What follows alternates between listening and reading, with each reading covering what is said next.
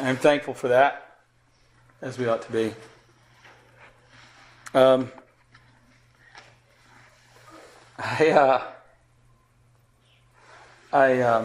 Very thankful for that, for what you shared with us, brother, and what John went through, and the wonderful experience that he had, and hearing about that again, which we need to do periodically, was very, very encouraging, very strengthening. I would beg again your prayers for me as I stand before you again, for I will always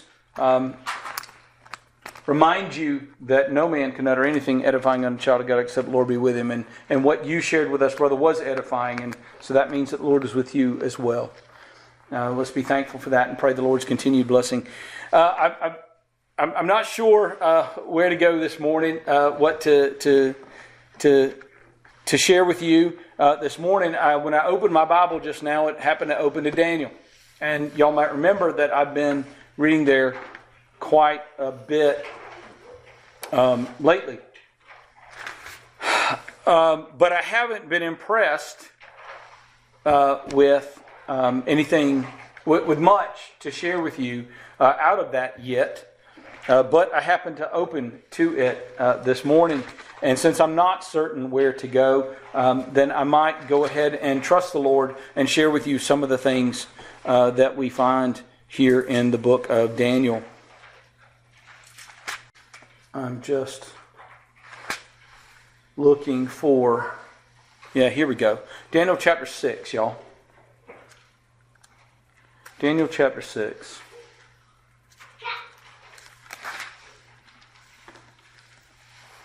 So we have here a number of...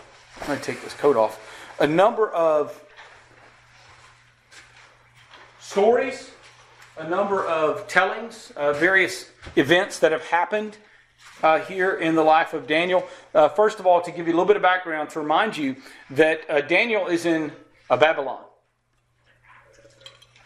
This is after the kingdom of Judah in 586 BC or thereabouts was taken captive, was defeated and taken captive by the vast majority of the people, taken captive over into Babylon by Nebuchadnezzar. And Daniel was there for a good 70 years. That's how long God had prophesied that the captivity would be. And that they were going to be blessed to come back to the land of Judah because, of course, we need the Lord to be born of the kingdom of Judah. It has to stay as an intact people. And so Daniel is there through, not just through the Babylonian empire and kingdom, through the reign of Nebuchadnezzar and his successors, but also then here we have where Daniel, where the Medes and the Persians, the kingdom of Media and the kingdom of Persia, had come in and routed and destroyed Babylon and taken over this city and all of the provinces, all the kingdoms. And Daniel was so blessed by God that not only did he survive this, but he was still seen as an exalted personage, as a wise, a counselor to kings and so forth. So here, under the reign of Darius, even though he defeated the Babylonians, and Daniel was a high-ranking member of the government, typically they're going to wipe out all of those. Not only was Daniel blessed to survive, but he was still held in high esteem by these new conquerors. They had no doubt heard about him and his great wisdom and his great ability to remember and interpret dreams and so forth. So that's the backdrop here. Daniel here in chapter 6. The Medes and the Persians have taken over. So we'll read through it rather quickly. We don't have a lot of time left. Here in chapter 6, Daniel. It pleased Darius, the king, the emperor of the Medes and the Persians here, one of the dual emperors. It pleased Darius to set over the kingdom 120 princes. Remember, this kingdom of Babylon that they had taken over covered from India all the way into the Middle East and into Africa. A huge swath of land with lots of different countries and peoples and nations and languages and so forth. It's a lot to administer. It pleased Darius to set over the kingdom 120 princes, which should be over the whole kingdom. And over these three presidents. So you got 120 princes, and over them you've got these three presidents, a triumvirate, of whom Daniel was first. Okay? He was the preeminent one above all of them. And that the princes might give accounts unto them, and then the king should have no damage. That all these 120 people's a lot to manage. He put three, probably broke it up into three different regions, and they probably had 40 princes in this region and 40 in that region and so on. And then one of these princes, one of these presidents, would then be over them, receive all of their reports, and could decide what needs to go up to the emperor and what doesn't. And then this Daniel was preferred above the presidents and the princes, because an excellent spirit was in him. And the king thought to set him over the whole realm. Then the presidents and princes sought to find occasion against Daniel concerning the kingdom, but they could find none occasion nor fault, for as much as he was faithful. Neither was there any error or fault found in him. You've got to remember that Daniel is part of the kingdom of Judah that was taken away, taken captive. They were prisoners. And yet Daniel was blessed by God with certain gifts to raise him up, even though a prisoner, that he was raised up to the second highest in the whole of that entire empire. That this is the background, and he was given a job, given responsibilities, and the Lord blessed him in these responsibilities. That even though he's in captivity, and he was given a job to work for what is ostensibly their enemies, that he was faithful in what his duties were. Then said these men, we shall not find any occasion against this Daniel, except we find it against him concerning the law of his God. How could they use Daniel's religion against him? They knew that he was going to be faithful in all of his secular, worldly, professional duties, that whatever his job was as one of these presidents, and he was going to faithfully do his job. He was going to obey the law. He was going to always be responsible and honest. He was never going to defraud anyone. He was not going to be corrupt and willing to accept bribes to do something that he shouldn't do. They knew that they were never going to find anything against him in that way. So they were going to have to find some way that they could pit Daniel's religion. They were going to be able to pit his religion, that he was going to be even more faithful to, against something in the pagan kingdom of the Medo-Persian Empire. That if they could find some conflict there, they could probably get him. That he was going to be so faithful to his religion that they could find some way to use that against him. Then these presidents and princes assembled together to the king. So they'd already conspired against Daniel to come up with something. They came up with this plan, and now they're taking it before the king. And they're even, not only have they done this surreptitiously, but now they're going to even approach the king in a way that is sneaky as well. Then these presidents and princes assembled together to the king and said thus unto him, King Darius, live forever. This is merely a standard greeting that the Eastern kings would expect for any of their supplicants coming before them to say. Verse 7, all the presidents of the kingdom, the governors and the princes, the counselors, and the captains have consulted together to establish a royal statute and to make a firm decree that whosoever shall ask a petition of any god or man for 30 days, save of thee, O king, he shall be cast in the den of lions. That any man that asks some sort of petition, some sort of supplication, that goes and makes a request of anyone, whether he requests of a god or whether he requests of any other man, no matter what it is, unless he comes to you, king, he's only allowed to ask you for these petitions, to come to you. As if you are supreme over all the gods and supreme over any man. They can only come to you. If they go to anyone else and ask any petition, ask for anything, make any request of any man other than to you, that they should be cast into the den of lions. That's what they're asking for. And they know that Daniel's going to disobey this law because he's got a higher law that he must obey. Now, O king, you'll notice they didn't mention Daniel. They didn't mention the Jews in any way. They didn't mention their God. Remember, the king holds Daniel in such high esteem. If he had made the connection that that this would pit Daniel against the law, that it might ensnare Daniel, and he have to cast him in the lion's den, that he wouldn't want that. So they're being sneaky about coming up with this law here. Now, O king, establish this decree and sign the writing, that it be not changed according to the law of the Medes and Persians, which altereth not. And the Medo-Persian kingdom, as many apparently of the eastern kingdoms did, they had this really stupid law that once we've decreed something, once we wrote it, it can't be changed. It's ridiculous. We make mistakes. Why would you ever have a law that says any law we pass can't ever be changed? But they had that law. That was their policy.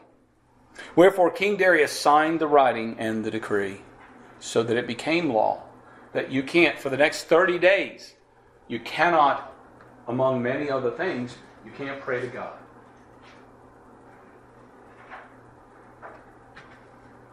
Now, when Daniel knew that the writing was signed, Daniel wasn't part of all of these. Even though he was over all of these presidents, he was over all of these princes and the counselors and the governors, he was over all of them. They had done this without Daniel. They'd come to the king without Daniel knowing anything about this. Now, when Daniel knew that the writing was signed, he went into his house, and his windows being opened in his chamber toward Jerusalem, he prayed toward Jerusalem, because that was where the temple was. He kneeled upon his knees 3 times a day and prayed and gave thanks before his God as he did aforetime. This isn't something new. This is something Daniel has always done. That's why they came up with this law, because they knew that he was a devout believer, that he was a devout and faithful follower of God and did what he was supposed to do. And one of these things was he prayed 3 times a day. And he says, as he did aforetime here, telling us that this wasn't something new he was doing just to violate the law. He'd always done this. Then these men assembled and found Daniel praying and making supplication before his God. They stood there, they went to his house to catch him violating the law.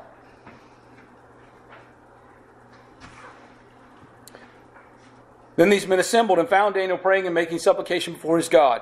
Then they came near and spake before the king concerning the king's decree. But listen to how they bring this up. Listen to how they mention this. They don't mention Daniel violating it. Hast thou not signed a decree, O king, that every man shall ask that every man that shall ask a petition of any god or man within 30 days, save of thee, O king, shall be cast into the den of lions? The king answered and said, this thing is true, according to the law of the Medes and Persians, which altereth not. Then answered they and said before the king, that Daniel. You hear the contempt in their words here? That Daniel. That Daniel, which is of the children of the captivity of Judah. He's a prisoner. Regardeth not thee, O king. He doesn't care for your decree. He doesn't care for you. He's violating your law. He's disobeying what you told everyone to do. He regardeth not thee, O king, nor the decree that thou hast signed, but maketh his petition 3 times a day. Not only has he violated your law once, he does it every single day. He does it 3 times a day. And he did it out in front of God and everybody. Then the king, when he heard these words, was sore displeased with himself, and set his heart on Daniel to deliver him. And he labored till the going down of the sun to deliver him. And these men assembled unto the king and said unto the king, Know, O king, that the law of the Medes and Persians is, that no decree nor statute with the king, which the king establisheth, may be changed. The king wanted to let Daniel off the hook, but he couldn't. Now, of course, he's the king. He could do whatever he wanted. There might be some bad consequences if he violates this policy that they have, but he could have done it. He's the king. Then the king commanded, and they brought Daniel and cast him into the den of lions. Now the king spake and said unto Daniel, Thy God, whom thou servest continually, he will deliver thee. And a stone was brought and laid upon the mouth of the den, and the king sealed it with his own signet, and with the signet of his lords, that the purpose might not be changed concerning Daniel. Then the king went to his palace and passed the night fasting. Neither were instruments of music brought before him, and his sleep went from him. Then the king rose very early in the morning and went in haste unto the den of lions. And when he came to the den, he cried with a lamentable voice unto Daniel. And the king spake and said to Daniel, O Daniel, servant of the living God, is thy God, whom thou servest continually, able to deliver thee from the lions? Then said Daniel unto the king, O king, live forever. My God hath sent his angel, and hath shut the lions' mouths, that they have not hurt me, for as much as before him innocency was found in me, and also before thee, O king, have I done no hurt. I did not violate God's law, and even though I violated your law, O king, I didn't do anything wrong. Violating your law was not wrong, because your law was in conflict with the true law.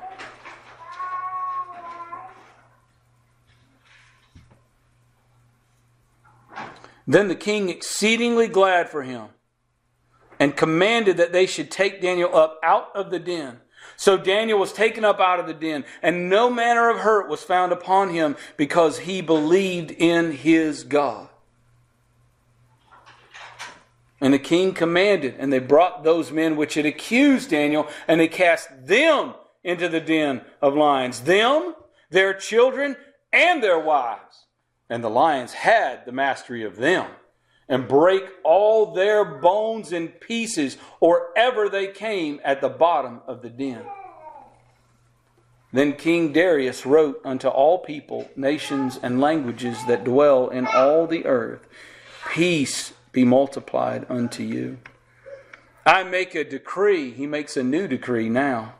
I make a decree that in every dominion of my kingdom men tremble and fear before the God of Daniel, for he is the living God and steadfast forever. And his kingdom, that which shall not be destroyed, and his dominion shall be even unto the end. He delivereth and rescueth, and he worketh signs and wonders in heaven and in earth, who hath delivered Daniel from the power of the lions. So this Daniel prospered in the reign of Darius and the reign of Cyrus the Persian. And that's the story of Daniel in the lion's den.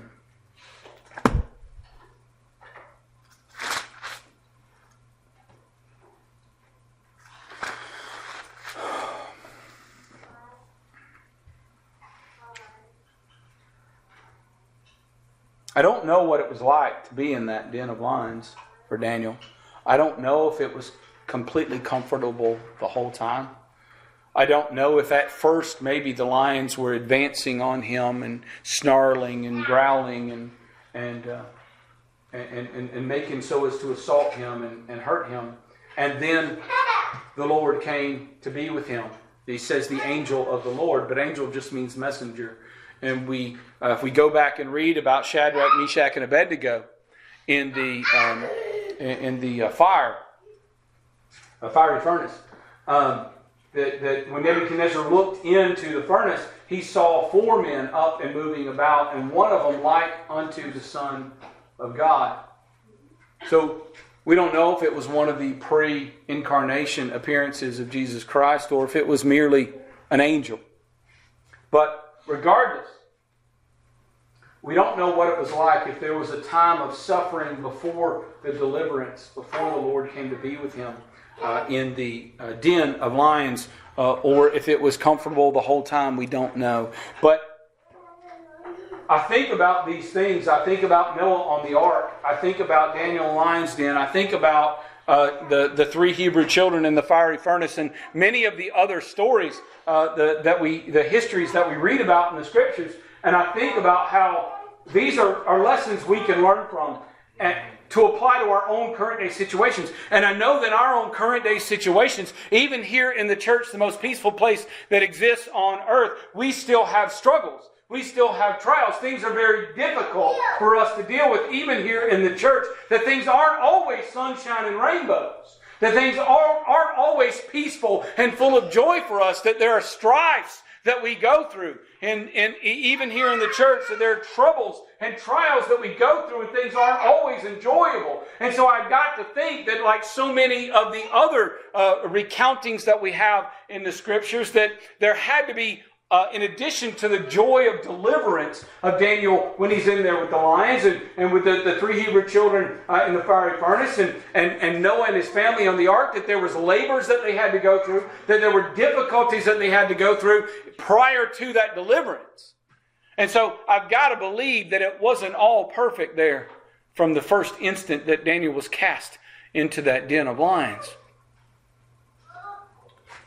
So that it's a good example for us when we go through the troubles that we go through here in this life today. And I don't have really time to go in too much, but I can at least read to you a few verses here in Romans chapter 5.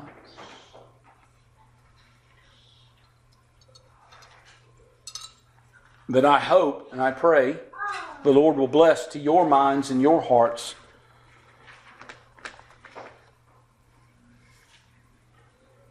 Romans chapter 5, verse 1. Therefore, being justified by faith, we have peace with God through our Lord Jesus Christ, by whom also we have access by faith into this grace wherein we stand, and rejoice in hope of the glory of God. And not only so, but we glory in tribulations also, knowing that tribulation worketh patience, and patience experience, and experience hope.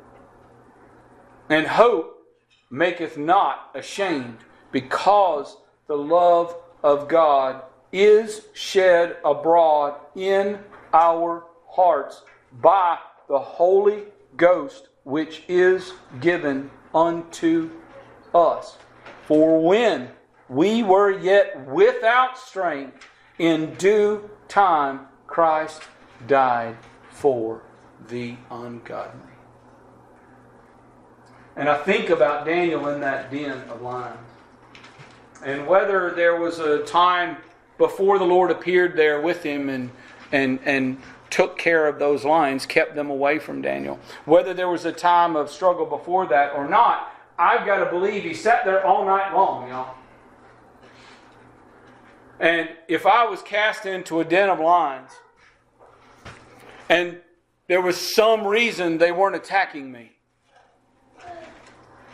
well, I still got all night ahead of me. I'm probably going to worry that, man, they could start attacking any minute now. Whatever it is that's holding them off could abate, could stop. I'm probably, the whole time the Lord is protecting me, I'm probably going to be concerned that whole time. That experience probably isn't going to be all that joyful while I'm going through it. Now, when I come out the other side, not only is it going to be joyful for me to look back on, and not only is that experience going to teach me what it means to patiently sit there all night in the middle of that lion's den, but it was written down for us to learn from too, y'all. And so this story gives us hope, even though we didn't experience it. We experience our own situations that we go through that can be certainly metaphorically likened to being in a den of lions. Some of us may have been through things like that. Things where we were at the mercy of a situation that we had no control over. There was no way that Daniel naturally was going to be able to fight off one lion, never mind multiples. The tradition is that there were 7 lions in that den. No way he was going to be able to naturally do that. He was completely powerless to defend himself. There's nothing he could do about that.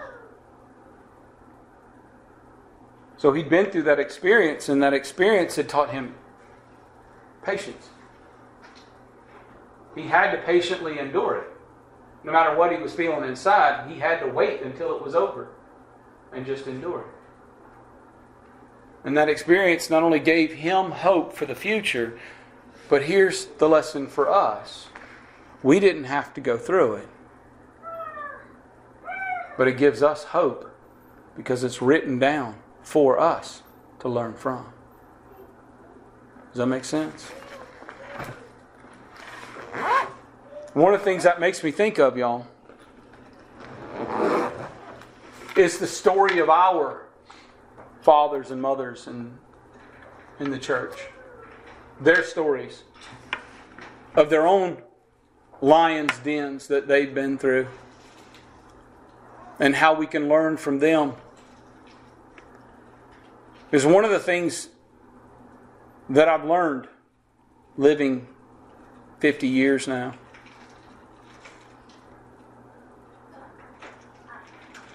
Is how much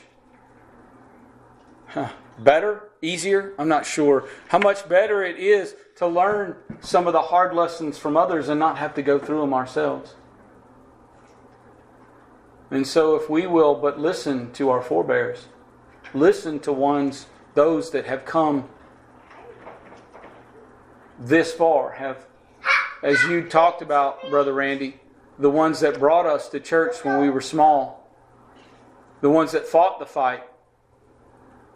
The reason that the church still exists, because they fought that fight. If we will learn from them and pick up their armor and keep fighting, then the church can be here for our children and our grandchildren. That we ought to honor them and we ought to thank God for them. May the Lord multiply His blessings is my prayer.